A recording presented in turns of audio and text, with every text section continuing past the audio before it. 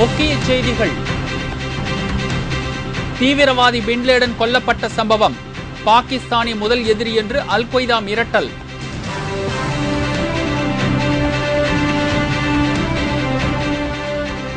Spectrum ஊழல் வழக்கில் கனிமொழிக்கு முன்ஜாமீன் கிடைக்குமா?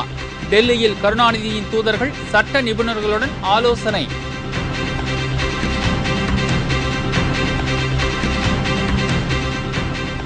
முதல்வர் கருணாநிதிக்கு தலைமை தேர்தல் அதிகாரி பிரவீன்குமார் பதில். ஒவ்வொரு மாநிலத்தின் தேவைக்கு ஏற்ப விதிமுறைகள் அமல்.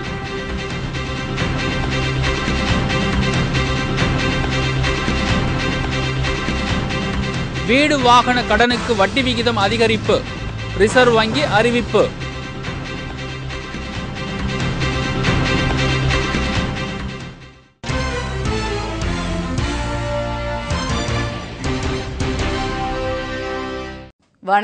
வணக்கம். விரிவான செய்திகள்.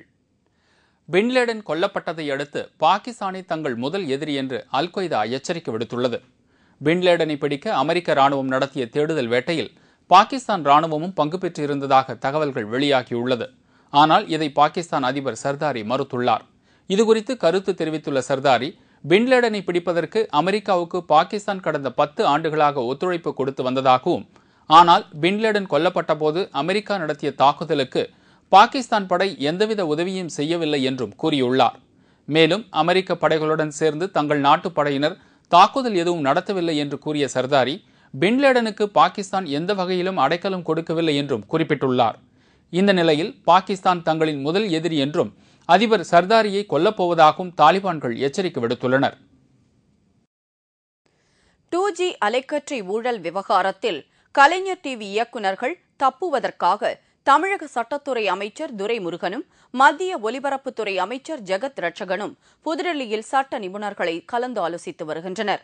2G ஸ்பெக்ட்ரம் ஊழல் வழக்கில் கலைஞர் தொலைக்காட்சிக்கு 214 கோடி ரூபாய் வழங்கிய விவகாரம் கலைஞர் டிவி இயக்குநர்களுக்கு பெரும் சிக்கலாக மாறியுள்ளது. இது தொடர்பாக வரும் 6ஆம் தேதி டெல்லி சிறப்பு நீதிமன்றத்தில் ஆஜராகும்படி பங்குதாரரான கனிமொழிக்கு நோட்டீஸ் அனுப்பப்பட்டுள்ளது. அன்றைய தினம் அவர் கைது செய்யப்படலாம் என்றும் கூறப்படுகிறது.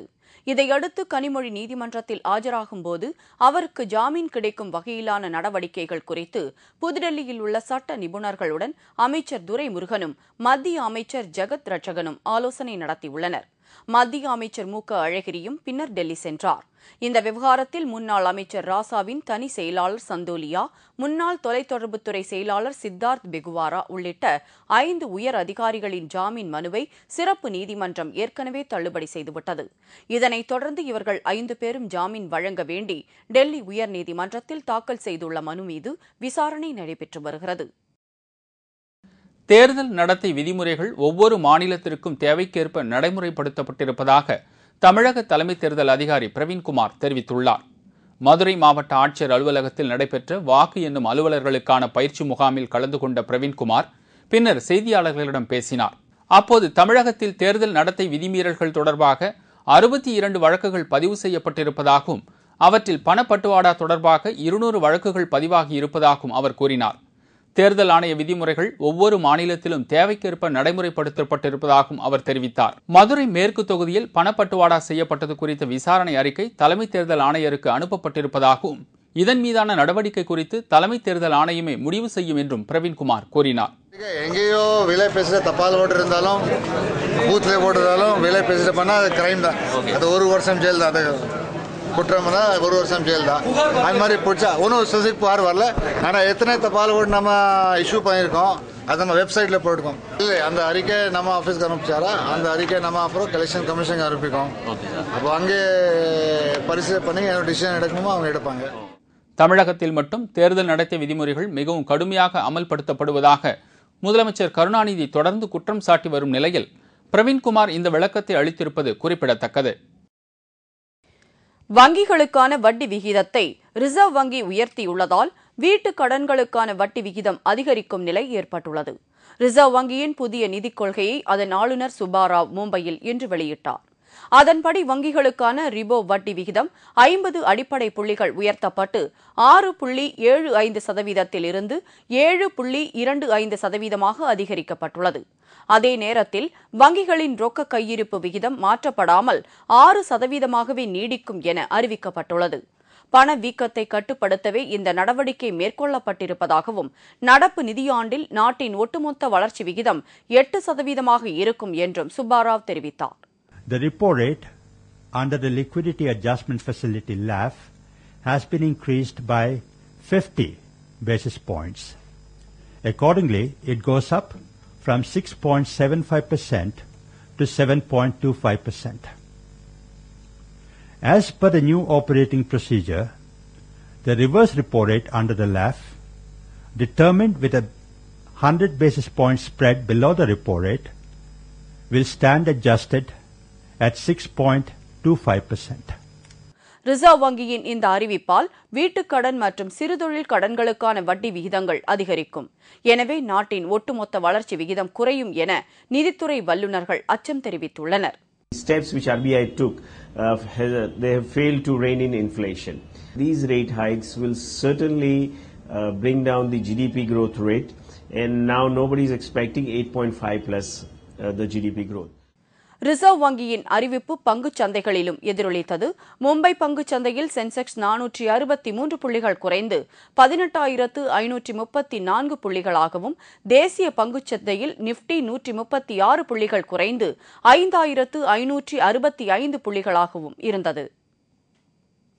மேற்கு வங்கத்தில் பலத்த பாதுகாப்புக்கிடையே இன்று நடைபெற்ற 4வது கட்ட சட்டப்பேரவைத் தேர்தலில் 78% வாக்குகள் பதிவாகியுள்ளன. 296 உறுப்பினர்களை கொண்ட மேற்கு வங்க சட்டப்பேரவைக்கு ஏற்கனவே 3 கட்டங்களாக தேர்தல் நடந்து முடிந்துள்ளது. இந்த நிலையில் கிழக்கு மிட்னாப்பூர், ஹவுரா, ஹூக்ளி மாவட்டங்களில் உள்ள 63 தொகுதிகளுக்கு 4வது கட்டமாக இன்று வாக்குப்பதிவு நடைபெற்றது. இதில் 366 வேட்பாளர்கள் களத்தில் உள்ளனர். காலை 8 மணிக்கு வாக்குப்பதிவு தொடங்கியது முதலே ஆண்களும் பெண்களும் நீண்ட வரிசையில் நின்று ஆர்வமுடன் வாக்களித்தனர்.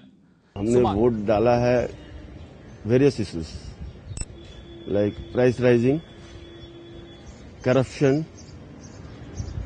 law and order is the main.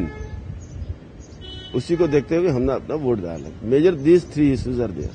சுமார் 78% வாக்குகள் பதிவானதாகவும், வன்முறை சம்பவங்கள் எதுவும் இன்றி வாக்குப்பதிவு அமைதியாக நடைபெற்றதாகவும் தேர்தல் ஆணையம் தெரிவித்துள்ளது.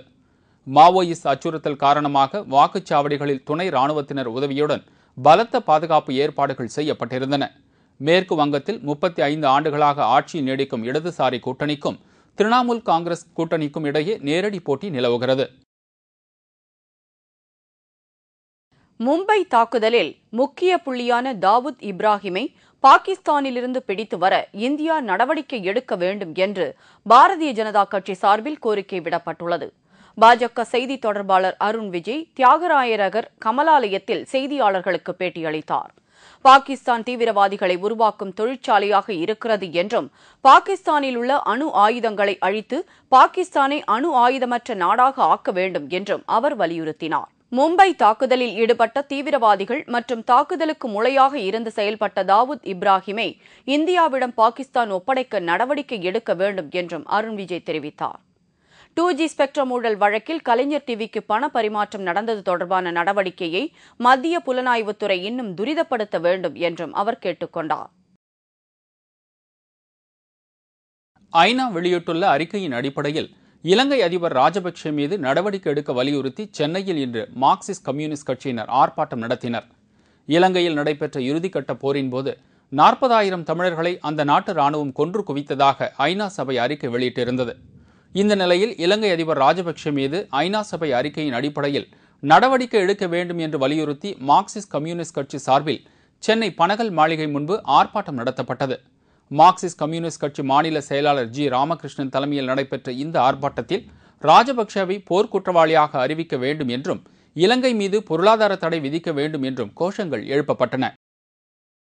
அந்த மனித உரிமை மீறலை விசாரித்து யாரெல்லாம் மனித உரிமையை காலில் போட்டு மிதித்தார்களோ, தமிழர்களை கொன்று குவித்தார்களோ, அவர்கள் மீது நடவடிக்கை எடுக்க வேண்டும் என்று மார்க்சிஸ்ட் கம்யூனிஸ்ட் கட்சி சார்பாக இந்த கண்டன ஆர்ப்பாட்டத்தை சென்னையில் மட்டுமல்ல தமிழ்நாடு முழுவதும் நாங்கள் நடத்துகிறோம். இத்துடன் செய்திகள் நிறைவடைந்தன. மீண்டும் செய்திகள் இரவு 10 மணிக்கு. உங்களது பிரச்சனைகளுக்கு உடனடி தீர்வு காண 30134600 என்ற கேப்டன் டிவியின் தொலைபேசி எண்ணுக்கு தொடர்பு கொள்ளுங்கள். வணக்கம். வணக்கம்.